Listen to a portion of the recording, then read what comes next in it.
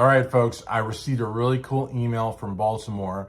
A lady said she could put me in touch with Erika Patterson. A lot of you said Erika's got a channel here on YouTube, and you guys know I want to interview her. I don't know the name of the channel. I've looked it up. I can't find it. Maybe I'm spelling something incorrectly, but I'm spelling Erika with a K. I don't know. Anyways, what I want to say though is that a lot of you have been leaving comments that she has a channel. This lady in Baltimore is going to try to put us in touch with each other. But I got to tell you something. I'm very curious about what happened with the interview she did, because I've also seen a lot of comments, and I wasn't going to touch on this because I don't want to like stir up any like drama or anything, but I do want to know, because I'm not going to ask her, what are you guys talking about? Because I saw a very good interview that she did on a show, and it was like an hour and a half long, and the rapport on the show seemed fine to me. I mean, the questions seemed good, and the host, I think Nathan is his name, or Nathan Norbert. It starts with an N. The thing is that it just seemed like they had good chemistry. So no, I just had like a feeling like the host was really considerate and wanted to make sure that Erika was okay and that he could ask this, or, you know, just like almost like he was walking on eggshells. So, but I really have seen a lot of comments of you guys saying that interview, I guess there was like stuff afterwards or before it or during, I don't know.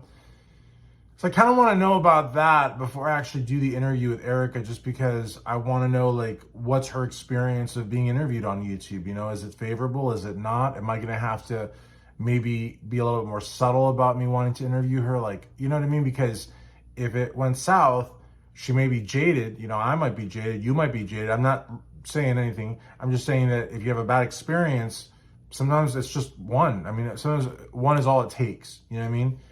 And so if she's kind of like jaded a little bit by, you know, YouTube interviews and the like, then I would approach it from a completely different perspective than I would somebody that, you know, is good doing interviews, you know.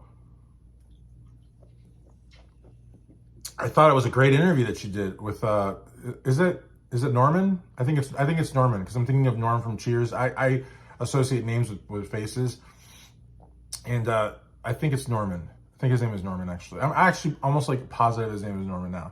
So the interview that she did with Norman was really good. I've watched it several times. I mean, I was very impressed, and I don't know that I would be able to do something like that. I'm talking about maybe a 10-minute or 15, maybe 20-minute interview. That thing went like, feels like it might have even gone 2 hours, to be honest with you. So the host did a phenomenal job. Erika and her friend, roommate, they did a phenomenal job. But a lot of you leave these like kind of like ambiguous comments, and I don't know if you know, it's like, you know, incomplete comments would be one thing, you know, like you put the 3 little periods, you know, like, you know, but these are not incomplete, you know what I mean? These are ambiguous. These are like, you're saying all you're gonna say, but you're not being specific at all. And so I'm over here wondering, like, what are you talking about? You know what I mean? So, and you want me to say, what are you talking about? Because that's the whole point of writing ambiguously. So everybody is on the right page, so to speak, but I don't know what happened. And I actually, since I've been seeing these comments, I'm going to be honest with you, because this is not the first time that this has crossed my mind. I know I'm putting the video out, like, you know, I'm asking you to just hit me know, but I've actually done some research on this myself. And, there's just nothing out there. I've looked.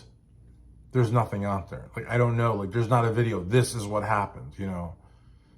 There's not like a, this is what happened for dummies manual anywhere. Like, so you guys are leaving these really ambiguous comments, and I have no way of even having an idea what it is you're actually talking about, and talk about, you know, your power in writing, because that is the whole point of writing ambiguously, is to have me, the reader, completely dumbfounded. And even when I try to sleuth and find something on Google, I find nothing. So I have to ask. So all of you, give yourselves a pat on the back, because that's like, I mean, that's the power of writing, in my opinion, good writing. So what are you guys talking about? Just like, what are you talking about? Because like, you're either making it up, which I don't think you are, because there's too many of you and there's no way you guys know each other, and you're all like leaving these random comments all over my videos Whenever I mention wanting to interview Erika Patterson, you guys, without fail, will leave me at least half a dozen of those comments. Different people. And it's like, one of them was like, well, hopefully she'll have a better experience with you than the other guy. What does that mean? You know what I mean? Because like, I thought the interview was great. They had great chemistry. You know, you can also hear in voices, like nobody had a voice that was really loud or really low. They were all like kind of like very conversational, very, you know, like it just, to me, looked like a fantastic production. And it was a good production. He has like good backdrop, you know, good lighting, good audio. I had no trouble hearing. I mean, I think Erika might have been on Skype a couple times. The call might have dropped a little bit, but from the host end, I saw everything was great. So when somebody says maybe she'll have a better experience with you, that may not mean that she had a bad experience with him. It just might mean maybe I'll be more brief, or maybe, I don't know, just something about it that I could do to make it a more enjoyable interview for her.